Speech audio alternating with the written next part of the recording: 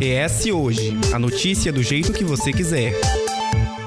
Olá, para você que acompanha o ES Hoje, a gente está hoje recebendo o vice-governador eleito do Espírito Santo, Ricardo Ferraço.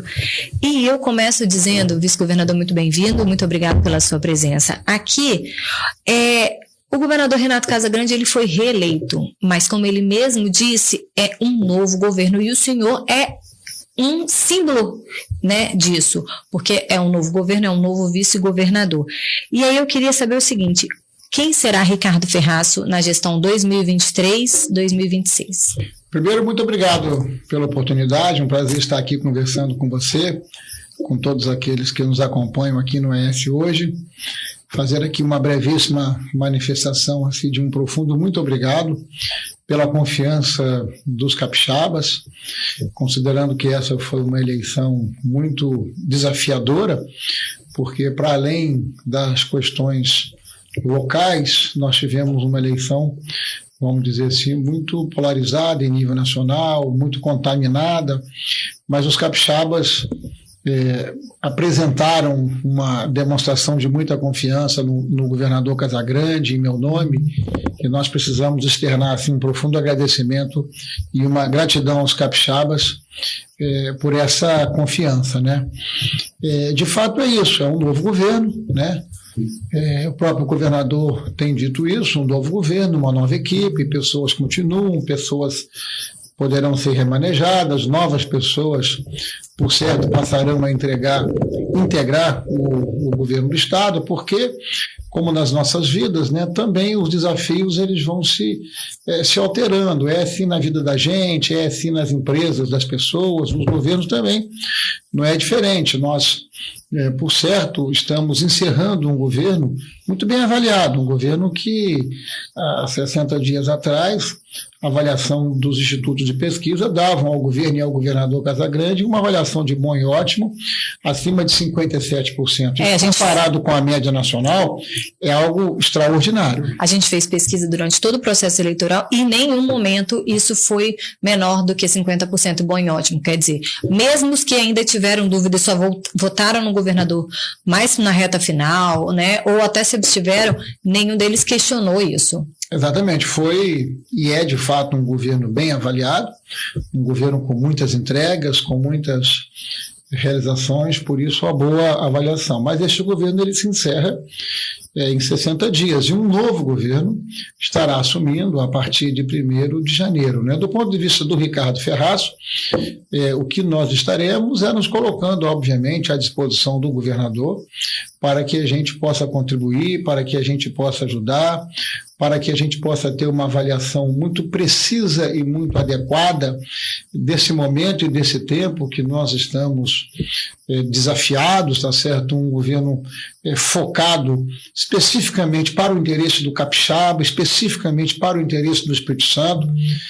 Durante o processo eleitoral, nós verbalizamos isso de uma maneira muito direta, ou seja, o nosso principal, o nosso mais importante, o nosso compromisso é com os capixabas, o nosso compromisso é com o Espírito Santo, não é papel de governador, muito menos de vice-governador, fazer oposição a quem fosse o presidente da República, eleito pelos capixabas e pelos brasileiros, porque não é papel de governador fazer oposição, é papel do governador somar esforços, trabalhar na mesma direção, para que a gente possa melhorar a vida dos capixabas. Isso é que é o fundamental e é em torno disso que nós estaremos trabalhando. Eu deverei, Daniele, ter assim, um protagonismo mais forte em algumas áreas muito específicas do governo para ajudar o governador Casagrande. Por exemplo, agricultura, por exemplo, desenvolvimento econômico e meio ambiente, que são áreas que precisam ter uma sinergia muito forte para que o nosso Estado possa cada vez mais ser um gerador de oportunidades para capixabas e brasileiros que desejam investir aqui no Estado e nos ajudar nessa tarefa de tornar o Espírito Santo a cada dia melhor para os nossos capixabas. Eu vou desenvolver isso mais lá na frente, mas eu queria fazer um resgate agora. O senhor já foi vice-governador, na época que foi vice-governador foi no governo Paulo Artung, o senhor também foi secretário de Transportes e Obras Públicas, em seguida foi eleito senador da República. Quando não foi reeleito senador, o senhor foi para, como disse o senhor em uma entrevista que eu assisti recentemente, empreender.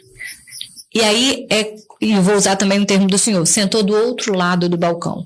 Depois de ter sentado do outro lado do balcão, o quanto que isso te transforma, voltando para o lado do balcão anterior, o quanto isso te transforma para ocupar esse cargo de vice-governador? Então, antes de eu exercer algumas funções na atividade pública, eu fui empreendedor. Então, durante um período eu fiquei afastado, porque fui secretário da Agricultura, fui vice-governador, fui senador da República. E aí, quando eu não estive mais no mandato, eu fui até convidado para poder continuar em cargo público. Mas eu acho que quem perde a eleição tem que cuidar da vida. Uhum. Porque fica a impressão que você não sabe fazer outra coisa, fica a impressão que você está recebendo aquela delegação. O prêmio de consolação também, né? O prêmio de consolação, coisa do tipo. Então, eu, com muita humildade, declinei desses convites e fui para o setor privado trabalhar, né, e estar do outro lado do balcão foi uma coisa muito importante, porque os governos, de uma forma geral, eles precisam tratar o empreendedor com muito carinho, com muito respeito, criando as condições para que ele possa desenvolver a sua atividade. Você sabe que o governo, quando não pode ajudar, se não atrapalhar, já ajuda. Já está ajudando muito. Por quê? Porque o governo é sócio do empreendedor, mas não é sócio do empreendedor do seu lucro, é sócio do seu faturamento. Muitas das vezes, o empreendedor ele não consegue oferir lucro para a sua atividade, mas ainda assim ele dá lucro para o governo, porque é o empreendedor trabalhador, é o empreendedor empresário quem sustenta os governos. Quem paga as contas do governo, quem gera através do seu trabalho recursos através de impostos para que os estados, os governos, de uma forma geral, possam beneficiar a população com políticas públicas, né? Então, assim, é muito importante que você, estando na área pública, voltando ao governo, possa ter uma dimensão muito clara do que é dar muito duro, sabe, acordar muito cedo, correr muito risco, porque o empreendedor ele tem que se reinventar todo dia, porque ele não tem reserva de mercado, ele tem que ser competitivo, ele tem que trabalhar com excelência, senão o cliente dele muda de fornecedor.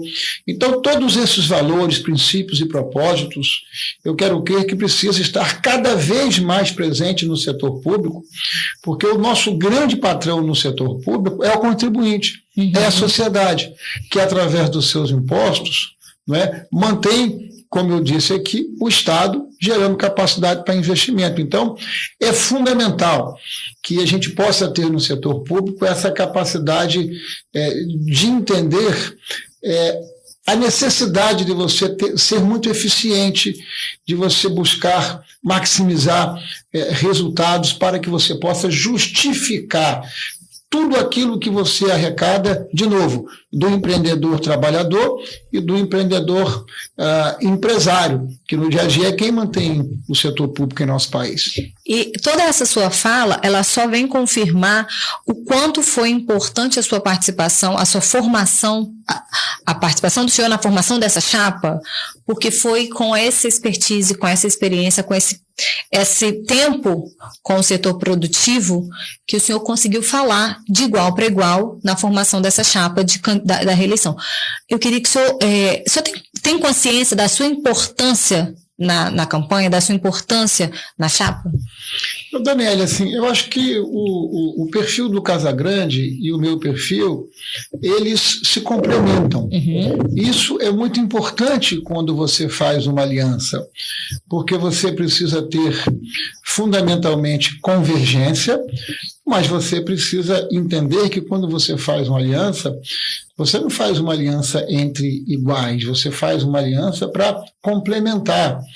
Isso não é só no governo, não é só quando você faz uma aliança política, é no dia a dia, na sua relação no com seu marido, com seu esposo, né, com seu colega de trabalho, sabe, a necessidade de você conviver com quem pensa diferente, extraindo dali o melhor. Então eu tenho sim essa compreensão com muita humildade que o meu perfil ele se complementa ao perfil do Casagrande e juntos, trabalhando assim com muito respeito, com muita humildade, com muita tranquilidade, mas com muito compromisso com os capixabas e com o Espírito Santo, a gente vai seguramente trabalhar e trabalhar muito, dar o melhor da gente para poder corresponder à confiança dos capixabas. Embora o governador tenha sido reeleito, ele disse que vai haver uma transição. O senhor faz parte dessa equipe? É uma transição muito tranquila, né? Porque o coordenador da transição é o próprio governador Casagrande. Porque não é um governo de continuismo, mas é um governo de continuidade. À medida em que você vai aprofundar, intensificar muitas coisas que deram certo, mas por certo vai aperfeiçoar tantas outras. Então, o natural é que o próprio governador Casagrande coordene essa transição, mas por certo nós estamos conversando no dia a dia para poder juntos, né, ir somando esforços, trocando ideias, né? O Casagrande é uma pessoa muito acessível, uma pessoa que gosta de ouvir, que gosta de conversar, para que isso possa lhe dar a condição adequada e madura de tomar a decisão do melhor caminho. E o senhor falou, aí agora a gente volta, que o senhor fará parte, né, na área da agricultura, do desenvolvimento econômico e também do meio ambiente. É uma supersecretaria que vai ser criada? É um projeto? O que é isso? Não, na verdade... O senhor vai assumir secretaria? Na verdade, nós estaremos, de alguma forma, tendo um protagonismo maior nessas áreas. Claro que, como vice-governador, você precisa estar sempre disponível para as demandas transversais que se apresentam no dia a dia de um governo, né? Secretaria de Segurança Pública, Saúde, Educação, Infraestrutura. Por certo, nós estaremos trabalhando de forma muito transversal nessas áreas todas, compartilhando com o governador, não é, reflexões na busca de um melhor caminho. Mas assim, o meu maior protagonismo deve ser nessas áreas. Não chegamos ainda a um consenso, a uma conclusão, se vamos ocupar secretaria ou não. Essa é uma decisão que nós estamos tomando de forma compartilhada, com tranquilidade, né? As eleições terminaram tem uma semana.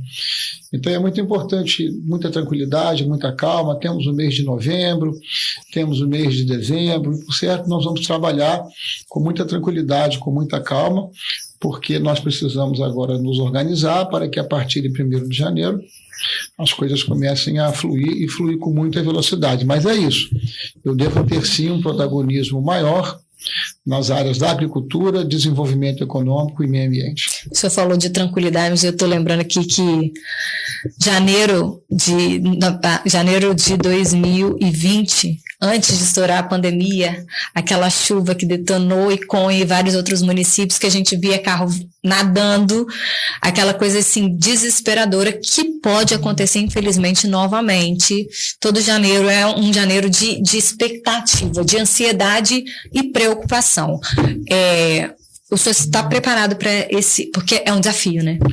Quando você vai para uma tarefa com essa elevada responsabilidade, você precisa ter muito equilíbrio emocional, porque trabalhar o dia a dia do governo é você administrar em ambiente de volume, temperatura e pressão diferenciado. Então você precisa ter muito equilíbrio emocional para você tomar a melhor decisão. Por certo, nós temos recorrentemente, nos meses de janeiro e fevereiro, mas mais janeiro, a incidência possível de um regime de chuvas acentuado. Então, nós estaremos, claro, fazendo um planejamento preventivamente, porque não adianta atuar no pós, mas não apenas sozinho. Tanto o governo como prefeituras municipais, a defesa civil do governo do estado, as defesas civis dos nossos municípios, atuando em conjunto para que a gente possa minimizar os efeitos decorrentes dessas chuvas que costumam trazer muita preocupação, muito prejuízo. Então, nos últimos anos, nós temos, através da Defesa Civil, que reúne um conjunto de órgãos do governo do Estado, aperfeiçoado o seu trabalho profissional, com recursos humanos, com recursos materiais, com informação, que é fundamental, informação e inteligência, para você atuar de maneira preventiva. Então, no resumo, sim, estamos preparados para atuar com muito equilíbrio nesses momentos em que você tem mais estresse por conta da preocupação e da responsabilidade que você tem em dar conforto e encontrar solução para mitigar esse sofrimento que acontece nessas situações extremas. O vice-governador Ricardo Ferraço, ele tem um histórico partidário muito grande, né? O senhor agora está no PSDB, já desde o ano passado, mas passou pelo MDB agora. Sim. E quando saiu justamente porque foi contra o apoio que o partido estava dando ao governo Dilma. Governo PT, e o PT estava nessa mesma coligação. O senhor vê alguma dificuldade nessa situação de o senhor ter tido essa postura naquele momento e hoje estarem juntos novamente? Olha, o governador Casagrande fez o que nós capixabas estamos assistindo com algum sucesso e êxito no Espírito Santo há alguns anos. O nosso estado passou por um forte período de reconstrução. Nós estivemos mergulhados numa crise muito profunda há muito pouco tempo atrás, crise ética, crise moral, desorganização, os nossos servidores não recebiam seus salários em dia, né? E nos últimos anos, os governadores que lideraram o Espírito Santo, tanto o ex-governador Paulo Artung como o Casagrande, constituíram em torno de si bases muito amplas. Essas bases amplas, elas produziram bons resultados para os capixabas e para o Espírito Santo.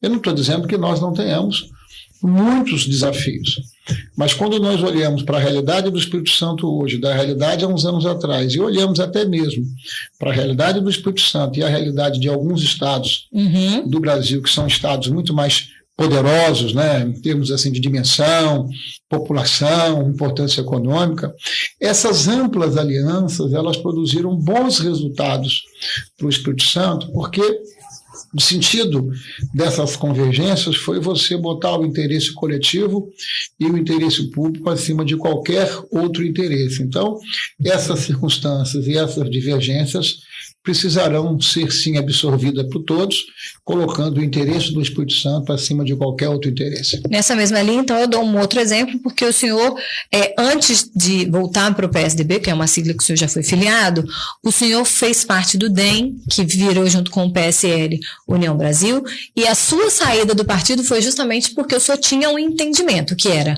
não devemos ter uma candidatura majoritária, vamos a um projeto que está dando certo. Mas o partido entendeu diferente, tanto que o Felipe Rigoni assumiu a presidência, tentou ser candidato a governador, recuou, não foi reeleito e foi o primeiro a declarar apoio à reeleição em segundo turno de Casagrande. Novamente, o senhor acaba se vendo nessa mesma situação. O União Brasil também não fez parte dessa coligação, mas de alguma forma teve seu peso importante nessa reta final. Não. Tudo isso que você está falando é absolutamente verdadeiro e está assentado em cima de uma verdade absoluta. Eu achava que o União Brasil não deveria ter candidato a governador e deveria estar aliado ao Casagrande, mas esse não foi o entendimento do deputado Felipe Rigoni, que naquele momento quis colocar o seu nome à disposição dos capixabas e posteriormente acabou evoluindo para uma candidatura a deputado federal. Eu tenho com o Rigoni uma relação de amizade, tenho com ele uma relação de respeito e de profunda admiração. não apenas pela sua história de vida, que é uma história de vida de superação, um exemplo para todos nós, mas, por certo, também porque o Rigoni fez um mandato como deputado federal diferenciado, né, se transformando num parlamentar que atuou numa agenda capixaba, mas também se envolveu em temas nacionais. E no segundo turno nós todos estivemos juntos e, por certo, União Brasil e o Felipe Rigoni, se Deus quiser, estará trabalhando para que nós possamos somar esforços no Espírito Santo cada vez mais forte. Vice-governador, o dito popular diz que filho de peixe, peixinho é. E eu estou falando isso porque o senhor é filho do deputado estadual Teodorico Ferraço, e eu fiz uma entrevista com ele um pouco antes do processo eleitoral, e aí a gente se recordando que em 2008 ele concorreu à prefeitura de Itapemirim. Ele já havia sido prefeito, o Teodorico Ferraço. A gente vai botar o link na descrição desse vídeo com o podcast para ser ouvido. É muito bacana a história, porque ele é hoje o político com mais idade, mais mandatos na história do Estado do Espírito Santo e talvez do Brasil, né? Mas ele se recordando do episódio de 2008, não tendo sido eleito prefeito, ele disse assim: o município de Cachoeiro de Itapemirim não me quer mais como prefeito, então eu não volto mais a concorrer a prefeito. Vou concorrer a deputado estadual esse ano. Se eu não for reeleito, o Estado já me deu a resposta.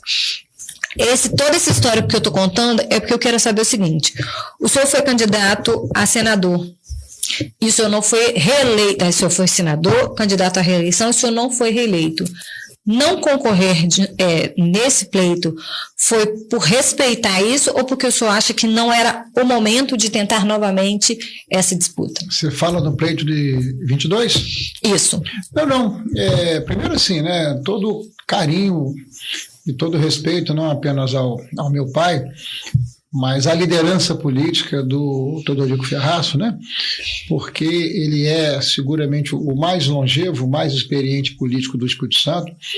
Imagina você, ele começou a exercer sua trajetória e sua militância política ainda nos anos 60. E ele viveu todas essas mudanças intensamente que aconteceram no país e aqui no Espírito Santo. Foi protagonista em muitas. E sempre com muito protagonismo, né? Em 2022, eu de fato não tinha planejamento de ser candidato, tá certo? Eu diria que eu sou candidato, vamos dizer assim, por um acidente. Sou candidato, não. Sou governador, sou vice-governador eleito por acidente de percurso, porque, de fato, não era meu projeto, não era meu planejamento ser candidato, até que o governador Casagrande me convidou para uma conversa e, com base em princípios, com base em valores, com base em propósitos, né, ele acabou me convencendo sobre a importância de nós atuarmos juntos. Naquele momento como seu candidato a vice e agora, daqui um pouquinho, como seu vice-governador. E a minha relação com o Casagrande é uma relação assim, de muita confiança, de muita lealdade. Então, assim, eu não tinha planejamento de ser candidato, e você sabe que na vida a gente não tem controle sobre as coisas que acontecem, né? Deus em primeiro plano, a gente acha que tem domínio sobre as coisas que quer e que pode fazer, mas quem traça os nossos planos é Deus, que para quem tem fé e tem confiança, graças a Deus, a maior parte dos nossos capixabas e dos brasileiros, nós somos cristãos e temos uma confiança muito devotada. Então, foi um certo acidente de percurso, a minha candidatura a vice-governador, mas eu volto assim com muito entusiasmo, com muita energia, muito motivado a dar o melhor de mim para poder ajudar o Espírito Santo. O senhor disse, foi um acidente de percurso, mas não quer dizer que o senhor pendurou as chudeiras para a candidatura própria. Não, nesse momento, assim, a coisa que mais me preocupa e que mais deve concentrar a minha energia, Daniela, é em torno de corresponder à confiança dos capixabas. Os capixabas nos deram um voto de confiança. Sim, vocês vão para o governo e, por favor, façam bem feito.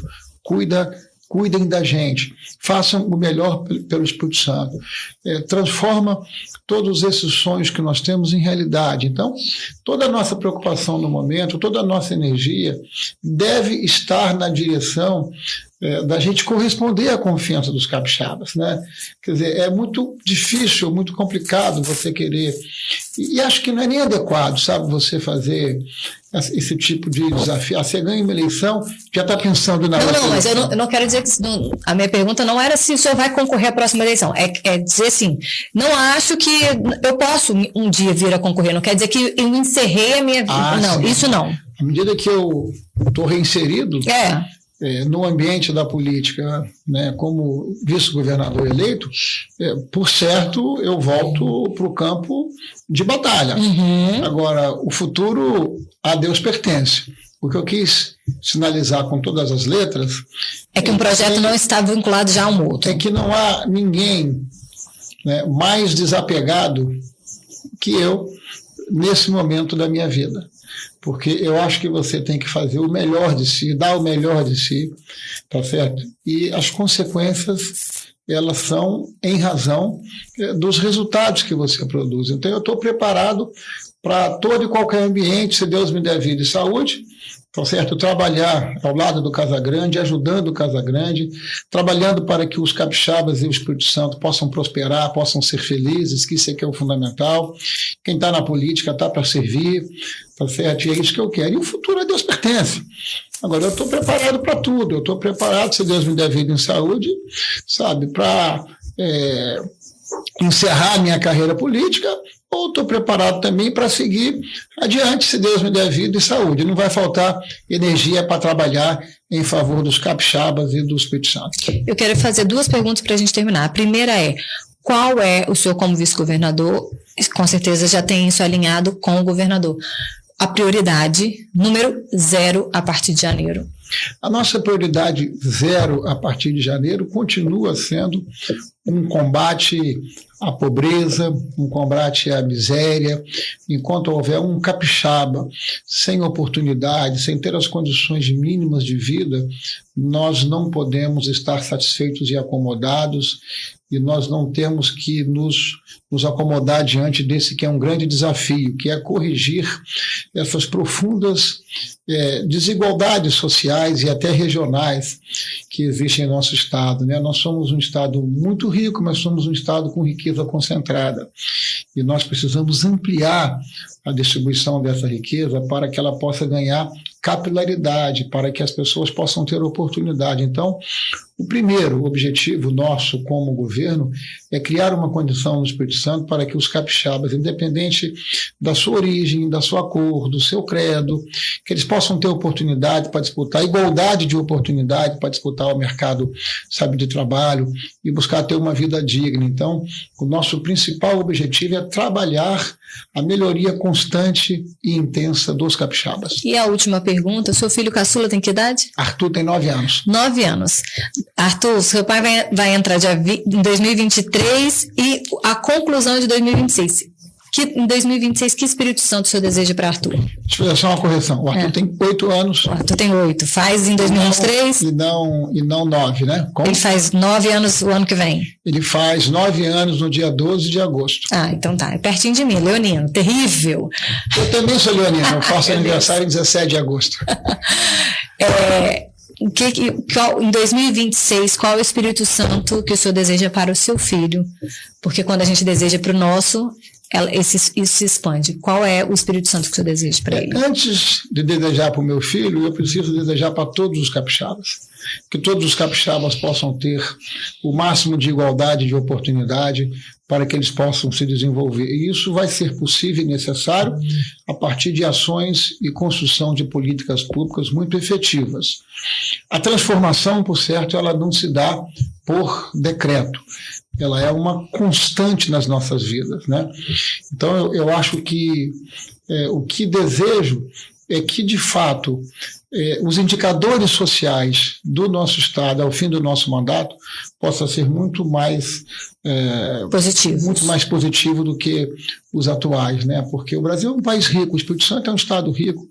O que nós precisamos é, de fato, com políticas efetivas e eficientes, fazer a distribuição dessa riqueza, gerando igualdade de oportunidade e gerando, enfim, prosperidade.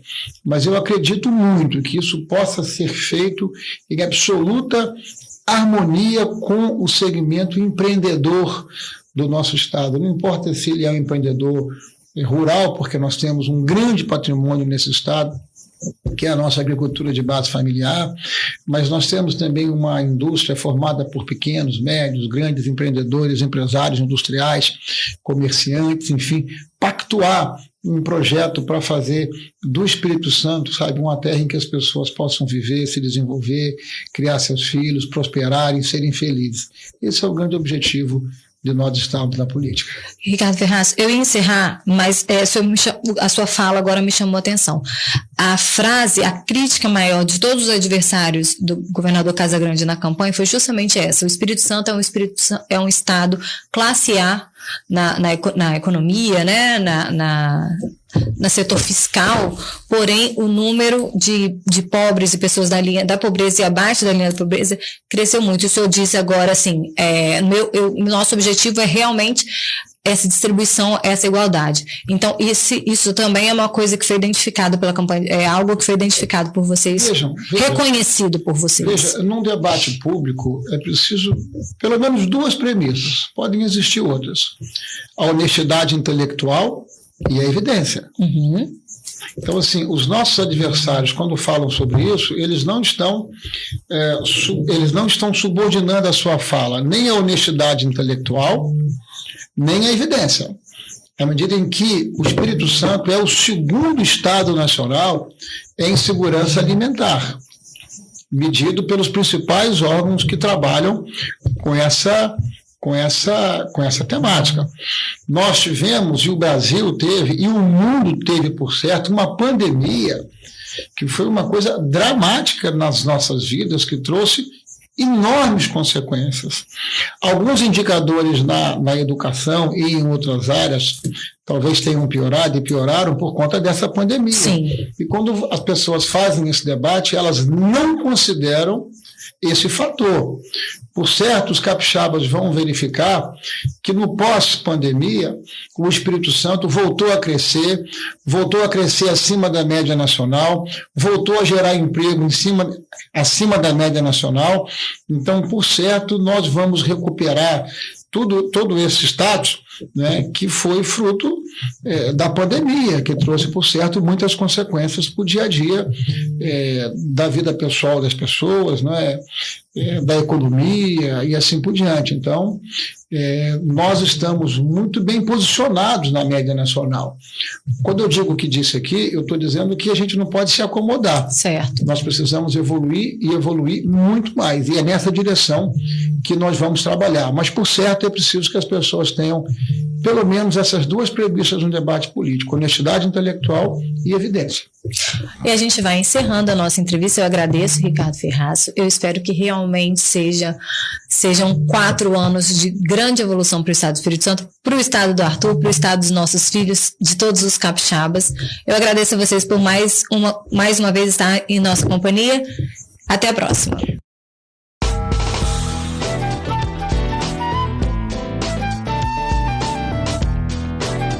Você encontra o ES Hoje nas redes sociais pelo @ES Hoje, no canal do YouTube e no site eshoje.com.br.